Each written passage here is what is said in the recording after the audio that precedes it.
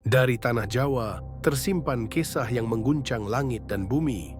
Kisah tentang Arjuna yang bertapa demi mendapatkan kekuatan sakti. Bahkan karena tapanya, membuat alam semesta bisa berguncang. Utusan dewa, bahkan dewa itu sendiri tidak dapat menghentikannya. Hanya satu tokoh yang bisa menghentikan tapa dari sang ksatria Pandawa tersebut. Siapakah dia? Bagaimana tapa berata Arjuna dapat mempengaruhi semesta? Sebelum tahu jawabannya, jangan lupa tekan like, komen, share, subscribe, dan aktifkan lonceng notifikasinya. Jika sudah, inilah legenda tentang Gunung Arjuna.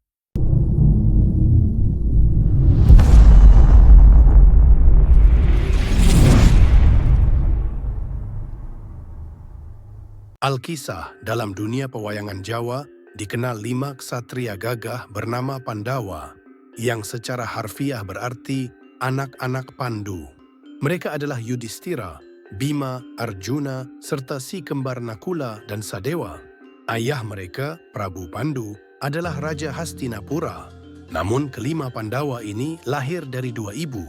Yudhistira, Bima, dan Arjuna adalah putra Dewi Kunti, sedangkan Nakula dan Sadewa berasal dari Dewi Madri. Di antara mereka berlima, Arjuna dikenal sebagai sosok yang paling sakti, cerdas, serta mempesona.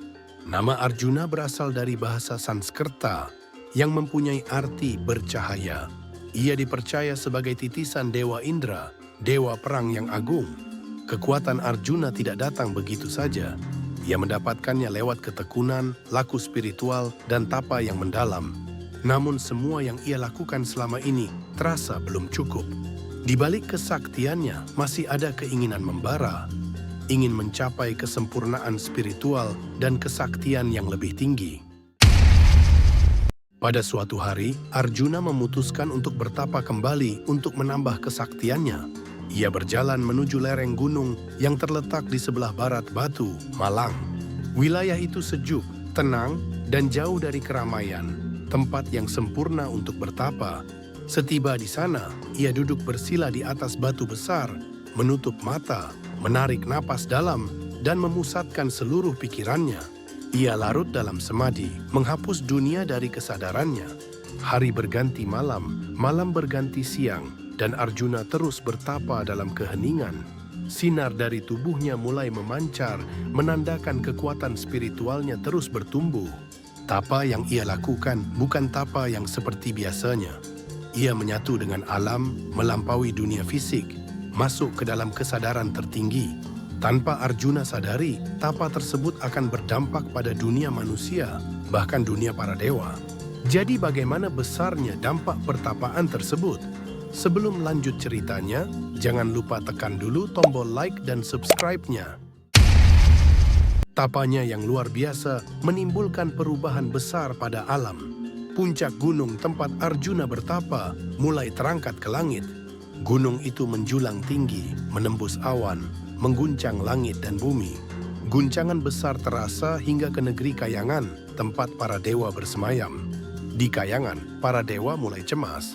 Jika guncangan ini terus berlangsung, tatanan semesta bisa hancur. Batara Guru, pemimpin para dewa, segera mengutus Batara Narada untuk menyelidiki penyebabnya. Batara Narada pun bergegas pergi, menyisiri bumi hingga ia menemukan Arjuna yang tengah bertapa di lereng gunung. Ia terkejut melihat sinar yang menyelimuti tubuh sang kesatria. Batara Narada pun mulai mendekat dan ia berkata, "Wahai Arjuna, hentikanlah tapamu. Guncangan ini telah mengusik Kayangan." Namun Arjuna tidak bergeming. Dalam hatinya ia berpikir, "Jika aku berhenti sekarang, aku tak akan mencapai kesempurnaan. Aku belum cukup sakti." Gagal membujuk Arjuna, Batara Narada pun kembali ke Kayangan. Para dewa lalu mencoba cara lain. Mereka mengutus 7 bidadari tercantik untuk menggoda sang Arjuna. Para bidadari turun ke bumi, menari dengan gemulai, bernyanyi merdu, bahkan menggoda dengan lembut. Ada yang menari di depannya, ada yang tertawa manja, ada pula yang menggoda dengan senyum menawan. Namun Arjuna tetap tak terpengaruh. Ia tetap duduk tegak, memejamkan mata, dan bertapa dalam semadi yang dalam. Tak habis akal, para dewa mengirim para dedemit dan makhluk halus untuk menakut-nakutinya. Mereka datang dengan wajah yang sangat mengerikan. Tapi semua itu tidak membuat Arjuna gentar. Ia seperti telah melampaui rasa takut, syahwat, dan ego. Ia kini berada di ambang dunia para dewa. Bagaimanakah cara dewa untuk bisa menghentikan tapa dari seorang Arjuna? Sebelum lanjut ceritanya, jangan lupa tekan dulu tombol like dan subscribe-nya. Batara Guru mulai putus asa, tapi ia teringat pada satu sosok, Batara Ismaya, atau lebih dikenal sebagai Semar, pengasuh para Pandawa yang bijaksana dan penuh kasih. Ia tinggal di bumi bersama Togog, saudara sekaligus rekannya. Batara Narada pun segera turun menemui Semar dan memohon bantuannya. Kemudian Batara Narada berbicara dan mulai menceritakan semua yang telah terjadi kepada Semar. "Wahai Semar, hanya kau harapan kami," ujar Narada. "Arjuna telah melewati batas, tapanya mengguncang langit." Semar mengangguk. Ia tahu waktunya telah tiba. Kemudian Batara Semar menemui Batara Togog dan menceritakan apa yang telah terjadi. Kemudian mereka bergegas pergi ke lereng gunung tempat Arjuna bertapa. Sebelum bertindak, mereka berdua juga bertapa, memohon kekuatan ilahi. Tak butuh waktu lama, tubuh mereka pun berubah menjadi raksasa. Mereka berdiri di antara dua sisi gunung. Kemudian mereka berdua berusaha membelah bagian atas gunung. Dengan kekuatan yang sangat luar biasa, gunung itu mereka belah dua. Dentuman maha dahsyat terdengar. Gunung itu terbelah dan bagian puncaknya dilemparkan jauh ke arah tenggara. Suara dan getarannya membangunkan Arjuna dari tapanya. Suara apa itu? Gumam Arjuna. Ia membuka matanya dan mendapati Semar dan Togog berdiri di hadapannya.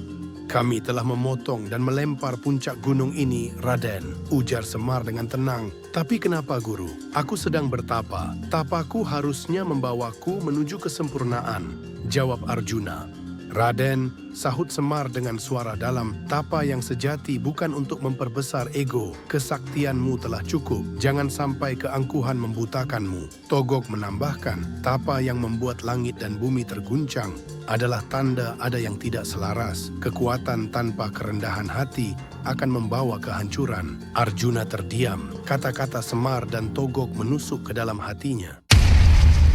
Arjuna menunduk. Hatinya luluh. Ia sadar bahwa dirinya telah terlalu terobsesi pada kekuatan. Ia bersimpuh di hadapan Semar dan Togog, mengucapkan terima kasih dan memohon ampun kepada para dewa. Ia pun bangkit sebagai pribadi yang baru, lebih bijak, lebih rendah hati, lebih sadar akan hakikat seorang kesatria. Sejak saat itu, gunung tempat Arjuna bertapa dinamakan Gunung Arjuna sebagai penghormatan pada tapa sang kesatria. Adapun puncak gunung yang dilempar oleh Semar dan Togog jatuh di wilayah Tenggara dan dinamakan Gunung Wurung. Wurung yang berarti batal, karena di sanalah pertapaan Arjuna dibatalkan. Dari kisah ini, kita belajar bahwa kesaktian sejati bukan tentang kuasa, tapi tentang kebijaksanaan, kerendahan hati, dan keseimbangan antara dunia dan jiwa. Kalau kalian suka dengan video yang kami buat, jangan lupa subscribe channel kami agar kamu tidak ketinggalan cerita seru lainnya. See you next time.